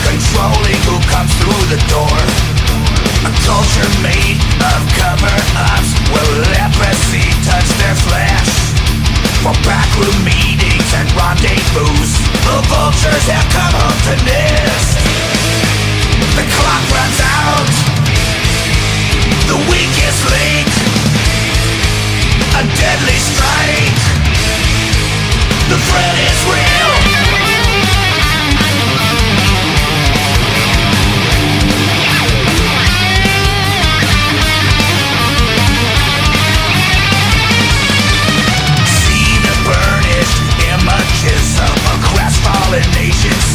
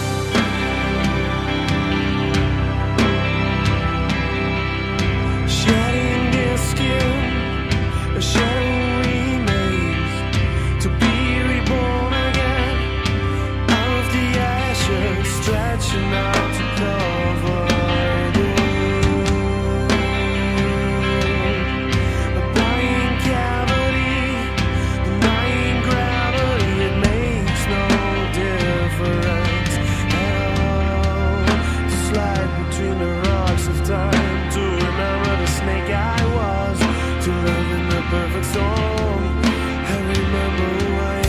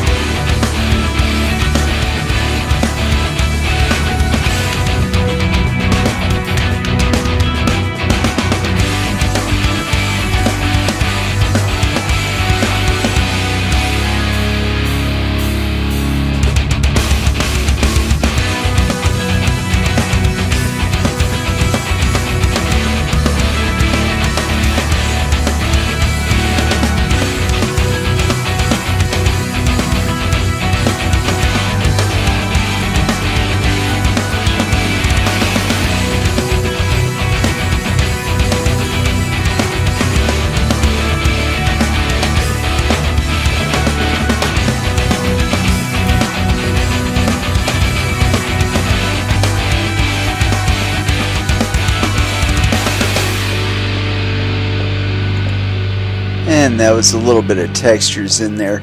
I suppose I should have reevaluated that entry, because there's a lot of beefy stuff on that album. And yeah, that wasn't exactly it. Any case, we're going to drop back down into articles here. And I'm glad we got through that scalability bullshit, because, you know, I find the whole idea of needing to scale Bitcoin to be pretty stupid. Mostly because it's already a global currency, and the whole idea of changing it in the ways that they propose to do so in the whole scaling business, I think that it just deviates from what was supposed to be on the package as far as Bitcoin is concerned. You know, what it was supposed to be, how it's supposed to operate, how it's supposed to function. And I mean, at this point, I want to get more technical, so I can just craft a basic cryptocurrency and just either that or just cobble together some miners and mine Bitcoin without flagging support for segregated witness and vote that way. You know, I mean, I talk enough about it on this show. I might as well put my money where my mouth is, assuming, of course, I actually had any money. But yeah. In any case, as promised, we are going to be touching back into articles here. And, I sometimes forget that many of my listeners might not actually have too much introduction into Bitcoin. And one of these days, I actually want to read the Bitcoin white paper again. Just because I think it's necessary every once in a while to touch back just to understand exactly what Satoshi Nakamoto was trying to create and what this was really meant to be. You know, I think that there are too many people that are trying to enter into Bitcoin that are used to the way that other currencies operate. And they don't understand the differences between the two. They just think, oh, it's money? Okay, I can use it to buy stuff. And there's so much more to the difference. And I mean, with these cryptocurrencies, we can participate on levels that we can never participate on with fiat currencies, or at least we were able to until they closed the gold window, and then they were no longer really constrained by that gold business and went about lending willy-nilly. Any case, this again, here it is, MSM. This is the New York Times. You don't get much more MSM than that, right? And this is by Nathaniel Popper. And Mr. Popper, I'd just like to let you know that on this show, we not only hold people accountable for spelling and grammar and scansion, but we also do so for accuracy, and we're especially hard on the MSM because you guys get it so wrong so much. But we're not going to be any easier on you here. All about Bitcoin, the mysterious digital currency. You've already got me on the brink here, dude. As the hackers behind the global ransomware attack demand payment in Bitcoin, here's a look at the basics behind the electronic currency. Why are hackers using Bitcoin? The digital currency Bitcoin has emerged as a favorite tool for hackers demanding a ransom for a simple reason. You can start accepting Bitcoin anywhere in the world without having to reveal your identity. For criminals, this makes Bitcoin much more attractive than systems like Western Union, which generally require customers to provide identification before opening an account and receiving transferred money. What is Bitcoin? Bitcoin is a digital token that can be sent electronically from one user to another anywhere in the world. No, it's not a token, but we won't go there. Bitcoin is also the name of the payment network on which the Bitcoin digital tokens move. Some people differentiate between Bitcoin capitalized as the token and Bitcoin lowercase as the network. Unlike traditional payment networks like Visa or American Express, no single company or person runs the Bitcoin network. Instead, it is a decentralized network of computers around the world that keep track of all Bitcoin transactions, similar to the decentralized network of servers that makes the internet work. Because there is no central authority running Bitcoin, no one has the authority to force new users to reveal their identities. The network was designed this way to create a currency and a financial network outside the control of any government or single company. The computers that join the network and track Bitcoin transactions are motivated to do so by the new coins that are released to the network every 10 minutes and are given to one of the computers helping to track the transactions and maintain the network. How do you buy and receive Bitcoin? There are companies in most countries that will sell you Bitcoin in exchange for the local currency. In the United States, a company called Coinbase will link your bank account or credit card and then sell you the coins for American dollars. Opening an account with Coinbase is similar to opening a traditional bank or stock brokerage account with lots of verification of your identity needed. You just contradicted yourself, dude. For people who do not want to reveal their identities, there are services like Local Bitcoins that will connect local people who want to buy and sell Bitcoin for cash, generally without any verification of identity required. To start accepting Bitcoin is even easier. One only needs to create a Bitcoin address, which can be done anonymously by anyone with internet access. The price of Bitcoin fluctuates constantly and is determined by open market bidding on Bitcoin exchanges, similar to the way that stock and gold prices are determined by bidding on exchanges. Well, I will say, Nathaniel, for an MSM article, this is very good. I'm not going to shit on it, as I am accustomed to doing to MSM articles. I do love the fact that he did mention the volatility there. You know, buyer beware. This is some hot shit. It jumps up and down. You may get wrecked.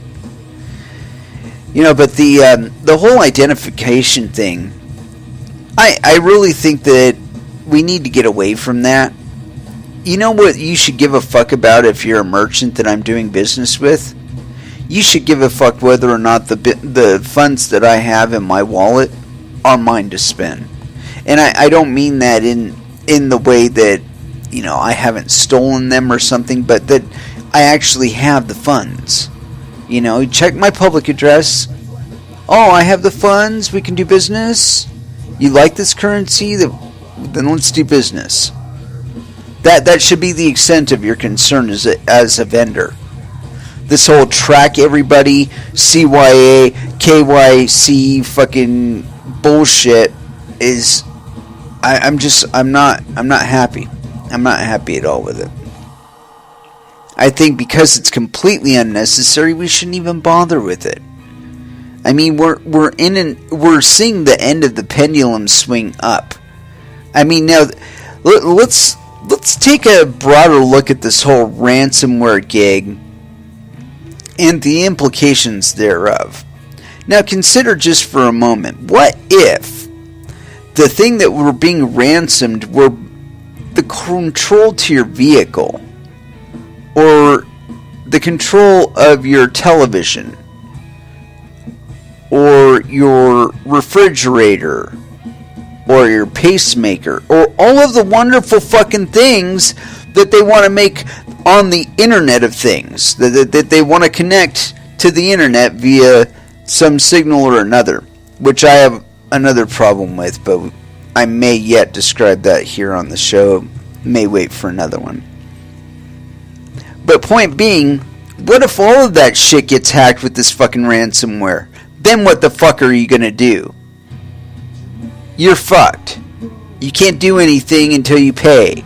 And I mean like anything. You can't get into your house because it's got a smart lock on it. You can't use your gun because it's a smart gun, and you can't hunt nobody down and get that money and pay people with it. No. You gotta like go to like debtor's prison or some shit like that until they've gotten what they want out of your ass or something. I don't know. Point being that those implications are there. Okay, now consider, what if it's not some random hacker that's utilizing this ransomware? What if it's your government that's utilizing this ransomware and has just locked you out of all of your IoT connected shit? We don't like what you're saying on Facebook. You don't need to access anything. Period. Even go next to a digital device that has a fucking camera, forget about it. It's not going to work for you. We're going to lock you out of that one too. We'll track it by its MAC address, and we'll hunt it down on the fucking network, and bam, you're done. That's what's possible on the other side of this. That I don't think people are really considering the full implication here. Okay, if you connect it to the internet, it's going to be subject to this ransomware bullshit. Do you really need to do that? I don't think so. I think you can kind of, like, you know, put the 21st century at bay in a couple portions of your life, or a couple of segments of your life. I mean, fuck, I use a goddamn dumb phone. I don't care that it doesn't have GPS. I don't want it to have GPS. I don't want it to track my location. And this bullshit, just because it's possible, oh, well, fuck, let's make that a default capability. Oh, we can track everything within 6 inches of its geographic location on planet Earth. Well, fuck, we better implement that in the next version of fucking Android OS. That's a default option. You're not even going to be able to change that shit. It's just going to be in there. We're not even going to ask you if you want to know this device to know your fucking location and to give it to everybody. Hey, man, too fucking bad. You bought a goddamn Android device. There you go. You are now a lab rat. When you hold that fucking thing, when you do business through it, we track everything you do on it because it's our OS, and you can't edit that shit, because if you do, you're breaking the license agreement, and now we can throw you in jail. Oh, what? You don't want us hashing our own coin in the background on your processor that's powered by the electricity that you pay for, that's transmitting our signal on the bandwidth that you pay for? You know, too fucking bad. You bought the device. Deal with it. And people wonder why I like desktops. People wonder why I'm migrating to free and open source software. Because I'm sick of that bullshit. Although, I've got to say, Ubuntu and your developers, I would just like to give you a double single finger salute here, because in my attempt to put your lovely software on one of my drives, and despite your wonderful reputation, you have lost my confidence to some extent. Only to the extent that I will not be, by default, downloading any third-party bullshit. Because I did just a try it thing with the third-party bullshit engaged. And what did I see on my desktop but a fucking button devoted specifically to Amazon? I mean, what the fuck happened here? Okay, like, why is that in my desktop? Why is it on my taskbar? Why is it even there? Are you fucking kidding me? What else is going on? What other shit did I install with this fucking third-party bullshit that you've sold my ass to fucking Amazon by default? I mean, that just fucking bewilders me. That whole line of development bewilders me, why anybody is supporting it in the least. Okay, it's another thing is these fucking pop-ups. I don't know if you've noticed this or not, but fucking pop-ups are back. It's like 1997 all fucking over again. I mean, if I didn't have like all the fucking cookies deactivated on my shit that I can deactivate, and like the ad blocker and the anti-track me bullshit that I got going on my browser, if I didn't have all that shit engaged, I can't even imagine the kind of fucking desktop I'd be looking at. It'd probably be polluted with like 8 billion fucking windows of shit that's behind the fucking browser window, that when I close it, here's a pop-up for fucking insurance, here's a pop-up making my dick hard, here's a fucking pop-up for, 911 tuna, whatever the fuck. And that shit's sucking my resources in the background, and I have no fucking way to stop it now. because it's inbred into my fucking browser. It's inbred into my fucking OS. Give me a fucking break. I want away from that shit. I think we have seen, as far as like public favorability with regard to this track everything bullshit, I think we've seen the end of the pendulum swing on that. And that most of us are looking at the precipice that we would be going over by letting the thing swing any higher in its fucking arc before we need to kind of rein that shit back in. I think people are starting to get sensitive to it. I know that I am. Because, like I said, I'm just sick of this tracking everything bullshit. The internet, to my knowledge, was not created specifically to track every fucking digital transaction that I perform as a human being. It was not meant to invade my lifestyle to the extent that it is. At least not on the level that it is. I think we were always meant to be more on a participant level with all of this shit. You know, like this whole relationship that we have to have ISPs just to connect to the internet. I think that's kind of outmoded and bullshit. You know, maybe back in the day when we needed to be on modems and whatnot, but I mean, for Christ's sake, my desktop has more power in it than Symantec's entire goddamn, IT department in my desktop. You know, like if you were to go like Symantec circa 2000 and combine all the computing power and all that shit for a lot of their desktops would fit in my desktop. Now, why do I still need a fucking ISP? I should be able to, set up a mesh network or some sort of line of sight connection between me and my neighbors, and that we should be able to expand that at our will and just circumvent all this bullshit, man. The technology is there. It's been on shelves at fucking Radio Shack for about a decade or so. But we really need to be flexing that muscle. Because this bullshit, you gotta pay $160 just to be able to access the internet.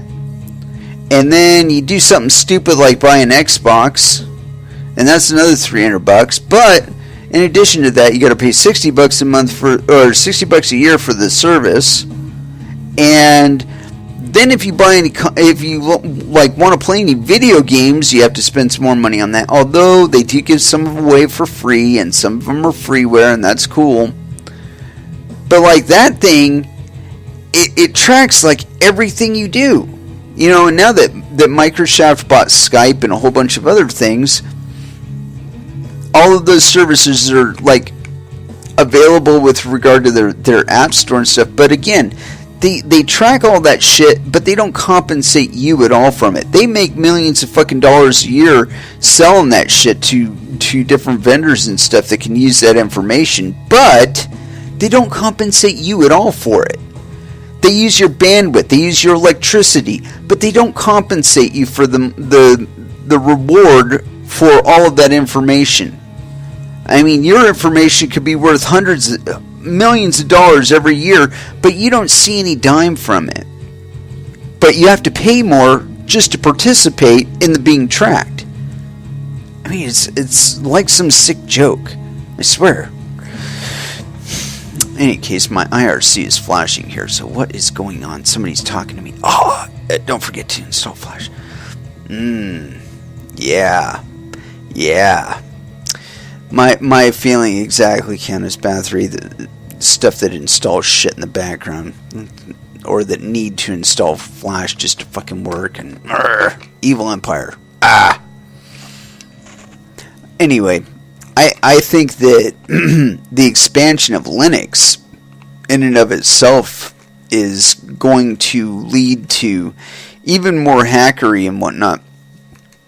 I think that people can make so many errors with regard to trying to judge that situation. That the hacking is happening because there is a displacement of intellect. Okay, there's more brain power, more intellect, more intelligence walking around on the streets of America homeless than we're utilizing. I mean, the rest of it is doing 9-to-5 jobs, or burger flipping, or working at a gas station, or some shit like that. But it's being wasted. We're wasting a generation of brain power. And I think it's because people just don't have people in their life like pointing at them and saying, "Hey, dude, what the fuck are you doing? Hey, you oughta like go and do this thing over here," or "Hey, you wanna help me out in fixing this thing over here," or I think because the expectation is so low there. But I think they're there for another reason, and it's that over the last, I would say, century or so, there's been, or it's probably lasted even longer than this, there's been this practice of climbing a ladder and then either kicking it down or burning it. And we're seeing this at an increasing rate. Any new technology or any new industry or whatnot, there's this big clamoring to get that thing under control and get all kinds of regulation in there. I mean, and in that process, it's like you have one or two first adopters that made something of it, and then the rest of us are like, just we can just point at them and say, "Wow, that's cool. That guy made it. Cool. Tesla. Yeah, cool." We can't participate. It doesn't benefit us any. We're not being employed by Tesla. No, that motherfucker's importing people from India to do jobs that you could probably do. But no, you've got some sort of criminal conviction, or you insist on smoking cannabis in your time off, or some other stupid bullshit. You wear your hair purple. It doesn't matter what's between your ears. It's some other social disqualification and some legal disqualification that keeps you from participating. And that's the big difference with cryptocurrencies, is currently there is some regulation, but it's nowhere near as contained as it would need to be for you to not be able to participate in it. And that's my one hope in all of this, that no matter what the scams or whatnot that are pulled in cryptocurrency, that people do not mistake these aberrations as reason to put unnecessary and what will turn out to be completely arbitrary control of cryptocurrencies in the hands of state legislators or national governments, or even international corporations or governments or whatever, regulatory bodies. It's such silliness. It's like, let's get a regulator and go down to the comic book store and have him like determine a regulatory framework for arbitrage made over time on a comic book or a baseball card or any collectible memorabilia. Let's assess it. Let's set up a framework so that we can properly tax all of these items and all of this way to make money. Yes, let's do that. As a matter of fact, let's go down to a local dealer of like vintage liqueurs or vintage wines, and let's talk to them about their accounting and whatnot, and then we'll set up a regulatory framework, a state and then a federal regulatory framework beyond the BATF that will regulate their arbitrage that they make on wine, or whiskey or whatever the fuck it is. It's like, oh no, you're making too much of a premium there. We got to rein you in. What do you fucking think would happen? There'd be a goddamn civil war tomorrow. Just because it's happening in cryptocurrencies that people are wanting to talk about regulating us like that.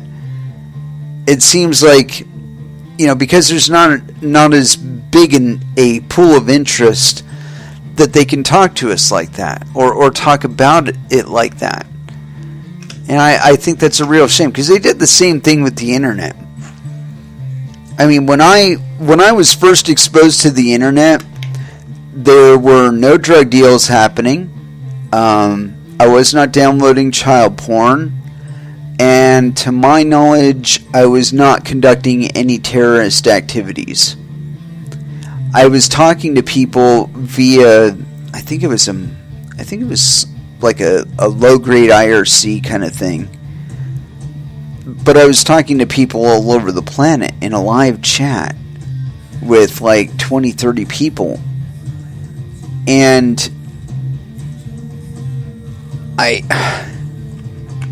there was no quote-unquote criminal activity going on. And so when there were these first accusations that the internet is just a den of thieves and criminals and pedophiles, I was just like, what? It's a bunch of fucking kids talking to one another from Australia to Japan to, Kuala Lumpur to Antarctica or wherever the fuck they had an internet connection to. And a side note, just on that point, back in like 93, 94, Terrence McKenna had a T1 connection out to his house in Hawaii. He had a fucking T1 connection. I mean, most companies didn't have T1 connections back then. He was pretty much the internet backbone for Hawaii, I'm sure. But, he was a complete technophile. And so he was that into it. Anyway, point being that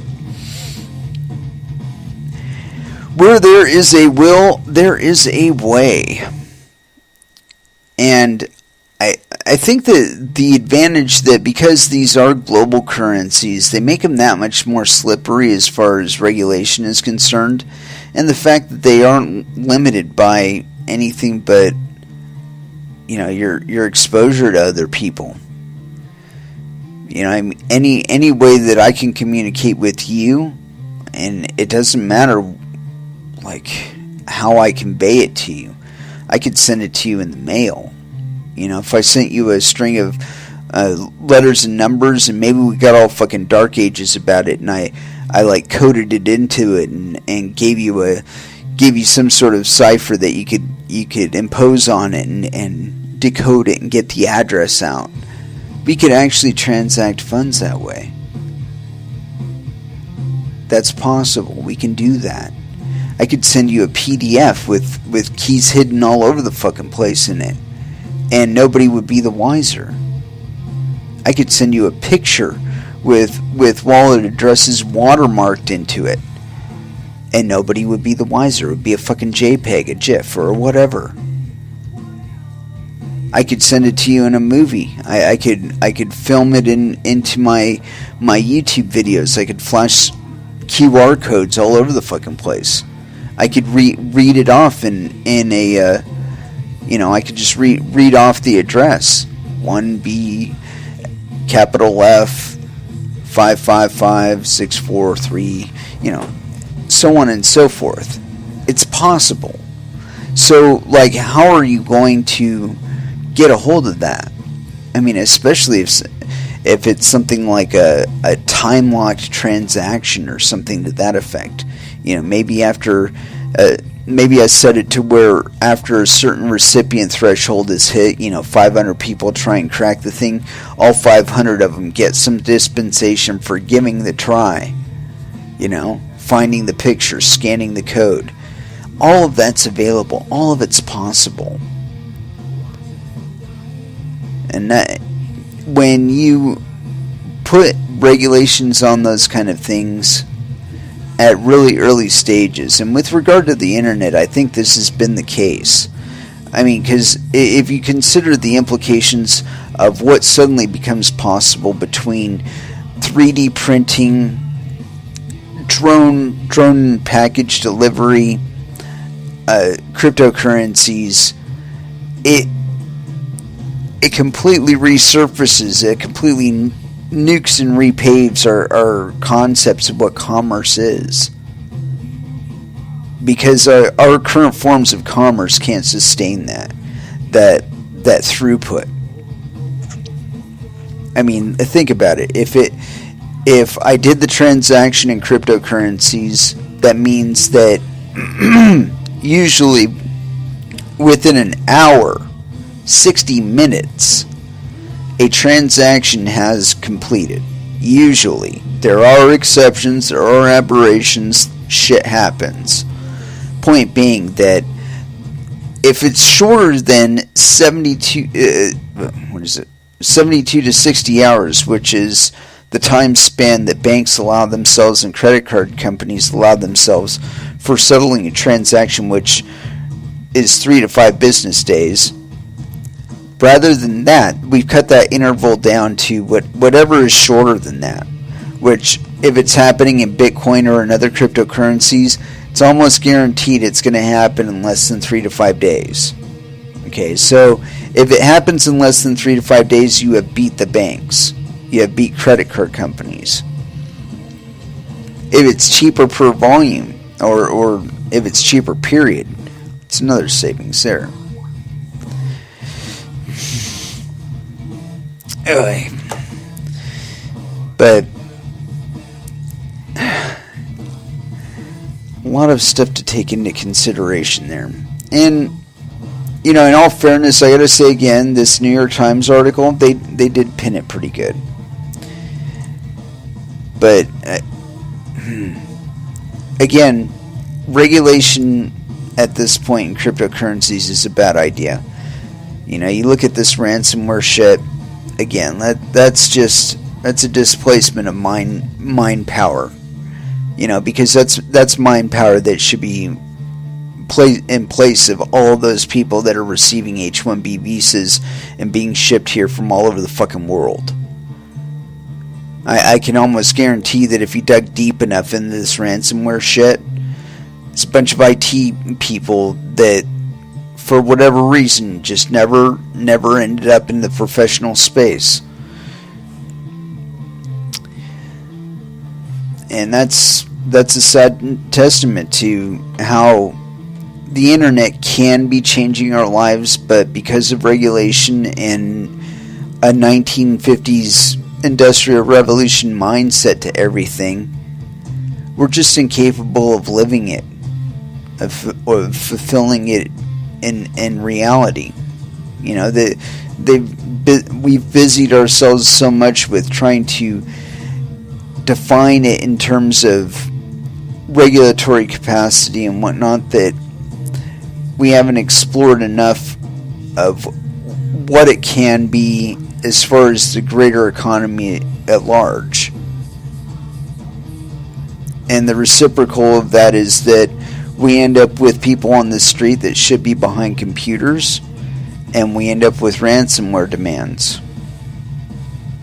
If we lower the bars of entry by alleviating regulatory burdens, those people won't be there anymore. They'll be behind desks. Or they'll be at least contributing in a positive way to this new digital economy that we're coming into. And with that, I want to finish this out with something. I haven't quite picked a last dance, but I think I've finally settled on one. I'm going to throw down a little bit of White Zombie, a little old school White Zombie, more human than human. And so we'll be back again on Wednesday at 8 p.m. Pacific Standard Time. I would like to thank you all very, very much for listening. And until then, I want you to trade safe, do your homework, watch out for your bunghole because nobody else is going to do it for you. Thanks again for listening, and y'all have an excellent evening.